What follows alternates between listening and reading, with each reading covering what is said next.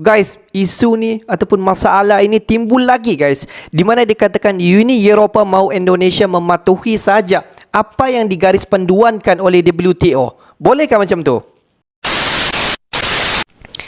Hello guys, bismillahirrahmanirrahim. Assalamualaikum warahmatullahi wabarakatuh. Allahumma salli ala sayyidina Muhammad wa ala ali sayyidina Muhammad. Guys, selamat datang ke Musa Channel. Ini adalah channel YouTube aku, Musa bin Muhammad Darin. Kepada subscriber, kepada viewer di luar sana yang baru saja terjumpa Musa Channel, jangan lupa guys untuk memberi sokongan kalian kepada channel ini dengan menekan ataupun klik tombol subscribe, like dan komen di bahagian komentar di bawah. Dan kepada subscriber, kepada viewer di luar sana yang selama ini telah pun memberi sokongan kepada Musa Channel, aku mengucapkan ribuan terima kasih guys. Kalian memang mantap, gratis, terbaik. Dan aku sentiasa mendoakan agar semua kalian di luar sana dipermudahkan segala urusan, dibukakan pintu-pintu rezeki, dihindarkan, dijauhkan daripada segala malapetaka, dan juga dihindarkan daripada fitnah-fitnah akhir zaman guys. Amin amin ya rabbal alamin. Guys, seperti biasa hari ini kita akan buat sedikit lagi video reaction di channel Endo Magazine. Dan kalau kita tengok judul video yang kita akan react hari ini, dikatakan Uni Eropah mahu Indonesia patuh saja segala yang telah diberikan arahan oleh WTO. Wow, bolehkah macam tu guys? Jom kita semak dulu video ini. Seperti biasa di hujung nanti baru kita akan bagi sedikit kita punya respon mengenai video ni guys. Apa-apa pun kita semak dulu video ni.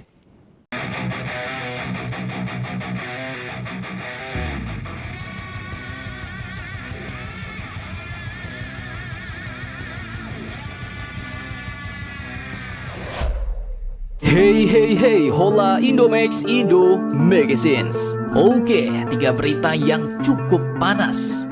Seperti yang kalian tahu, beberapa waktu lalu Pak Jokowi dengan tegas memperingatkan bahwa jika dulu zaman VOC ada kerja paksa, maka kini di zaman modern ada yang namanya ekspor paksa bos. Hal ini pun terkait Uni Eropah yang meminta kita Indonesia harus mengekspor nikel mentah ke negara-negara mereka. Dan terkait hal ini, ternyata Uni Eropah pun akhirnya membantah bos. Namun bantahan ini pun ternyata berbanding terbalik dengan sikap baru mereka yang dengan seenak jidatnya baru-baru ini meminta kita mematuhi putusan WTO. Di mana secara tidak langsung artinya mereka pun meminta kita Indonesia menerima kekalahan gugatan terkait stop ekspor nikel di WTO dan jangan banding-banding lagi. Dah loh. Cukup amsyong bos. Lantas bagaimanakah pernyataan lengkapnya? Siapakah yang menyatakan hal itu? Dan bagaimanakah tanggapan pihak kita Indonesia? Setelah ini kita bahas. Kemudian selanjutnya berita yang cukup panas.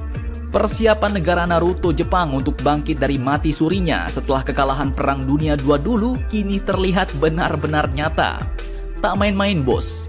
Jepang pun kini dikabarkan telah menyiapkan anggaran militer barunya sebesar 320 miliar dolar atau setara dengan 4.991 triliun rupiah untuk memperkuat militer dan senjata-senjata tempurnya. Nah, lantas akan digunakan untuk apa sajakah anggaran Jepang sebanyak itu? Penasaran?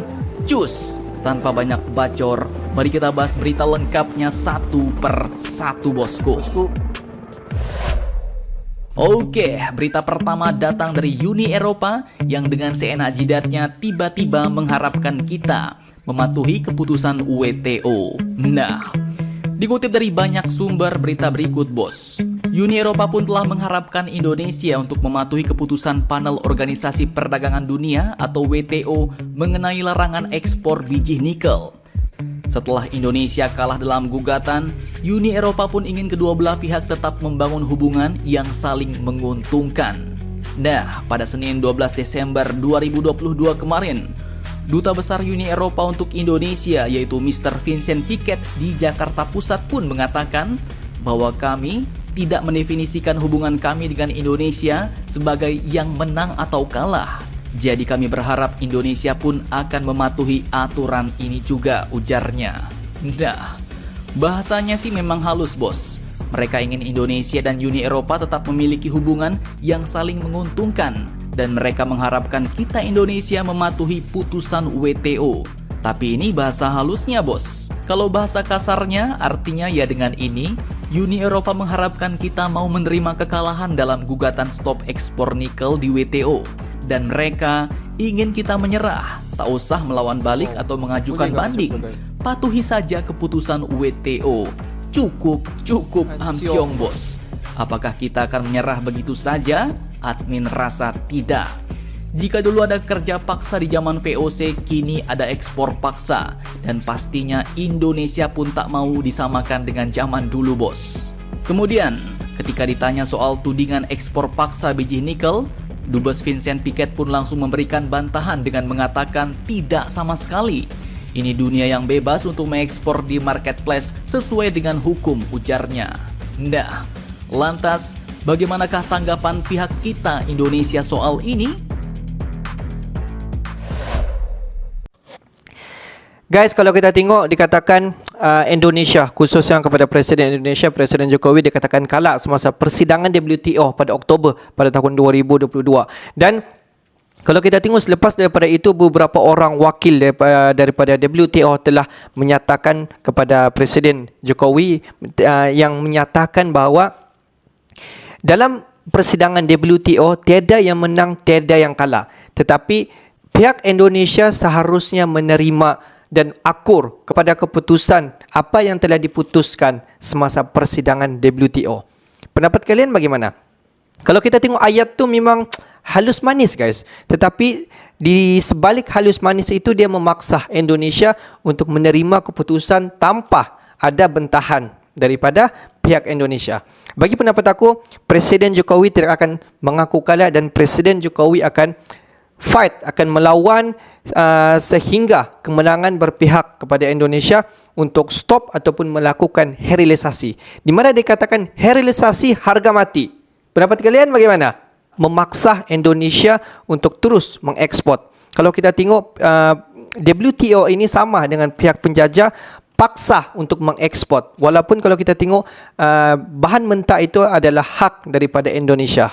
Jadi guys, pendapat kalian bagaimana? Adakah patut Presiden Jokowi akur dengan segala yang telah diputuskan oleh WTO ataupun fight, lawan balik untuk meneruskan perjuangan untuk jangan sama sekali kita mengekspor bahan mentah dan sebaliknya melakukan herilisasi ataupun kita menaikkan harga pajakan. Kalau kita tengok di luar sana, semua ahli-ahli WTO ini adalah sepakat.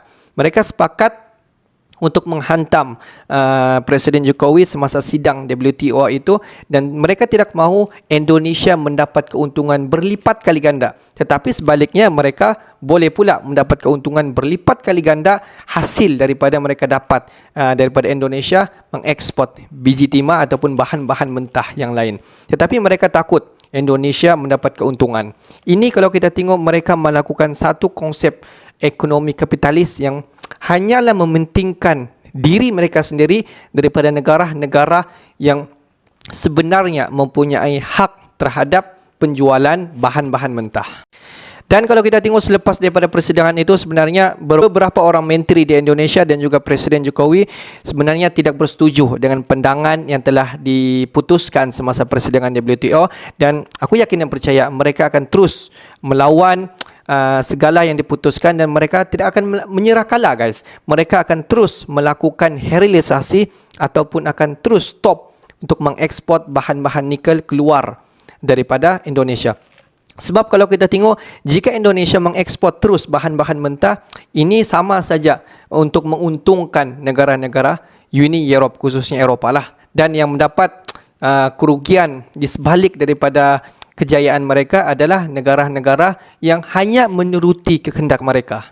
Okeylah guys, untuk hari ini sampai di sini saja sedikit information daripada Musa Channel, dan kepada subscriber, kepada viewer-viewer di luar sana yang belum lagi klik button subscribe, please guys to klik button subscribe, like dan komen di bahagian komentar di bawah. Akhir kata daripada Musa Channel, thanks for watching my video. Assalamualaikum warahmatullahi wabarakatuh.